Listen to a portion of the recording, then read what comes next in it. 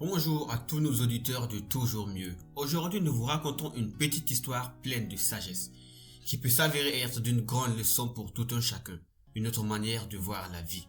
Car sachons-le, tout dépend de notre mindset et de comment nous nous sentons face au tracas de la vie. Installez-vous confortablement et écoutez l'histoire d'un vieil homme qui, nous l'espérons, éveillera votre esprit à voir autrement les défis et la sagesse cachés dans les épreuves de la vie. N'oubliez pas de vous abonner à notre chaîne et d'activer la cloche de notification pour les prochaines vidéos. Un jour, un écrivain célèbre était dans son bureau.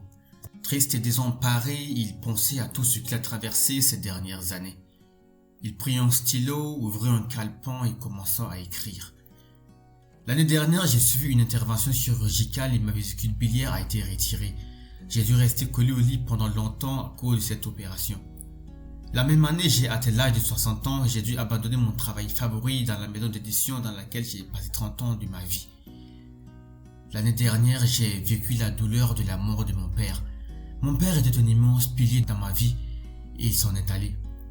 Encore la même année, mon fils a échoué à ses examens de médecine à la suite d'un accident de voiture. Il a dû rester au lit à l'hôpital avec le plâtre pendant plusieurs jours, plusieurs mois. La réduction en épave de la voiture a été une autre perte. J'ai perdu beaucoup d'argent. À la fin, il écrivit cela. Hélas, c'était une si mauvaise année. Soudain, sa femme entra dans la pièce. Elle le trouva d'un état de tristesse et perdu dans ses pensées.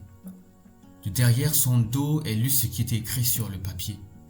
Elle quitta silencieusement la pièce et revint plus tard avec un autre papier qu'elle plaça à côté de celle de son mari.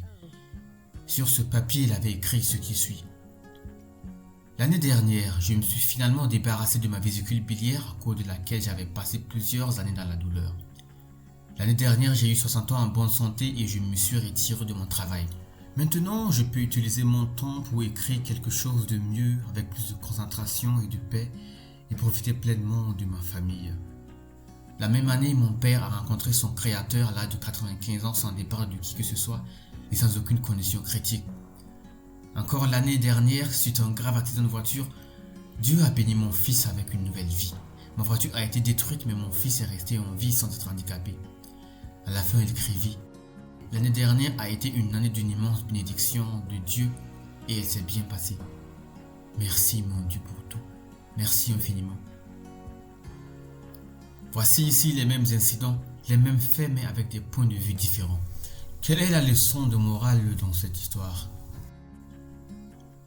Dans notre vie quotidienne, nous devons voir que ce n'est pas le bonheur qui nous rend reconnaissants, mais la reconnaissance qui nous rend heureux. Il y a toujours et toujours quelque chose pour quoi être reconnaissant. Votre position actuelle est l'inspiration de vie de quelqu'un d'autre. Votre vie maintenant est le souhait de la demande de prière de quelqu'un d'autre. Ne laissez rien vous montrer que quelqu'un vaut mieux que vous. C'est une stratégie qui vous mène à l'ingratitude. Tout ce que vous célébrez se multiplie. Tout ce que vous méprisez diminue.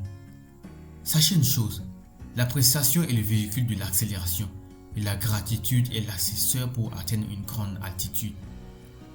Pour voir ce que Dieu fera, vous devez reconnaître ce que Dieu a fait. Restons reconnaissants.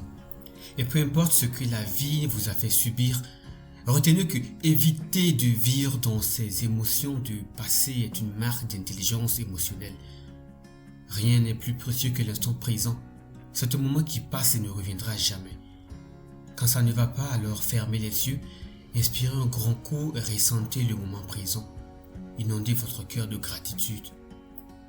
Nous espérons que réussir vous inspirera et vous aidera à voir autrement, même quand tout semble se déchaîner contre vous.